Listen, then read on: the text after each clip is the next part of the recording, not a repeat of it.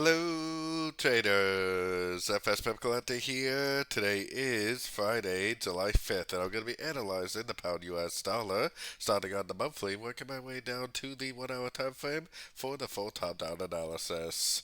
So, on the pound dollar, definitely still very bullish on the higher time frames. I think we're either going to go up and make a running flat wave C, which would likely bring us to one of these two fibs, or it's going to go all the way up and make an expanding wave C, which I think is more likely because I believe it needs to take out these previous highs. That would bring us all the way up to the 161.8 or the 178.6 to make an expanding wave C. So let's head down to the weekly time frame.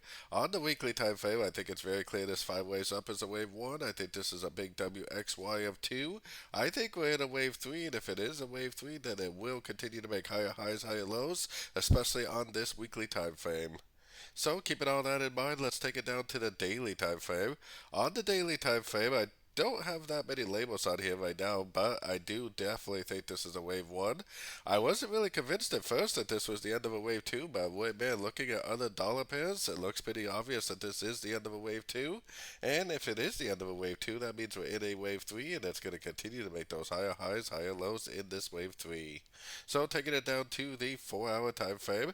4 hour time frame, like I was just saying, this looks like it should be a wave 1 of 3. This whole move down right here should be a crescent like a wave 2 of 3. If we really are in a wave 3 right now, then I'm sure there's going to be some pullbacks along the way, but those are great for us because those should give us opportunities to go long at the end of the pullbacks for the continuation of this wave 3 trend.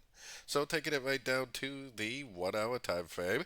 On the 1 hour time frame, definitely a very slow gradual move up yesterday, but it was a bank holiday yesterday, so it makes a lot of sense. We are pretty much right at the 61.8. I mean, it did go past it a little bit, but that probably is going to be a little bit of an area of resistance. So if it does go down, if it does break structure, then you could possibly look for some shorts. But even if it does go down, I think it's not going to be anything more than an ABC correction. Then it will probably eventually end up continuing back up.